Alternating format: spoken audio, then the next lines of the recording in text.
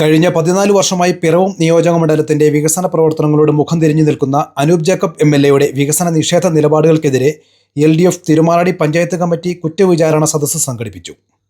CPM local secretary M K. Sasi അധ്യക്ഷത വഹിച്ചു. CPI ജില്ലാ അസിസ്റ്റന്റ് സെക്രട്ടറി എം.എം. ജോർജ് സദസ്സ് ഉദ്ഘാടനം ചെയ്ത് സംസാരിച്ചു.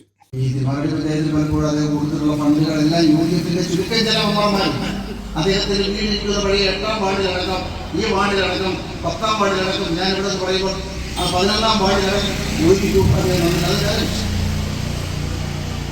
ഒരു എംഎൽഎ ചെയ്തല്ല ആ ആസ്തി വികസന ഫണ്ട് ചെലവഴിക്കുന്നതിന് കത്തെഴുതി കൊടുക്കുക എന്ന് മാത്രമാണ്.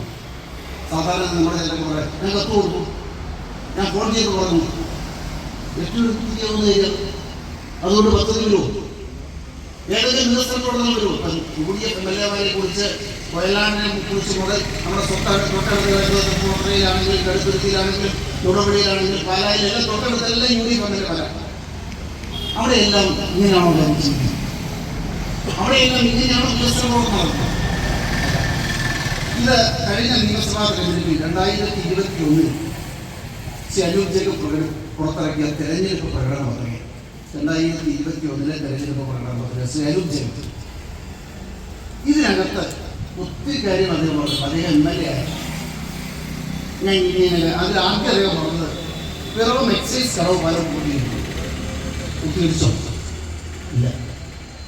CPIM ഏരിയ കമ്മിറ്റി അംഗം അനിൽ ചെറിയാൻ, അഡ്വക്കേറ്റ് സിനു എം. ജോർജ്, ജിനു അഗസ്റ്റിൻ, സനൽ ചന്ദ്രൻ, മുരളീധര കൈമൾ തുടങ്ങിയവർ സംസാരിച്ചു. പള്ളിപ്പടി പാളൂർ പണത്തോൾ റോഡ് ഒന്നും ചെയ്തില്ല.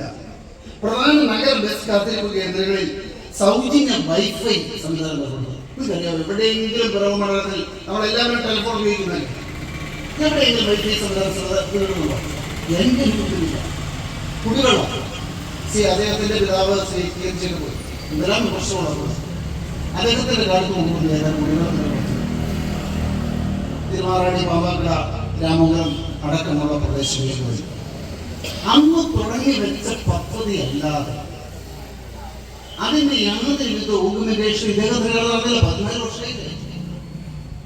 അദ്ദേഹം പറയുന്നത് കക്കാട് വെറ്റിപ്പാറം നെച്ചു പ്ലാന്റുകൾ പൂർത്തീകരിക്കുന്നതാണ്, കർമ്മപത്രം ഉൾപ്പെടെ നവീകരിക്കും.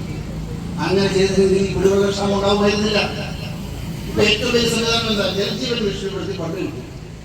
സമഗ്ര തിരുമാറാടി കുടിവെള്ള വിതരണ പദ്ധതിക്കടക്കം ഫണ്ട് കിട്ടി.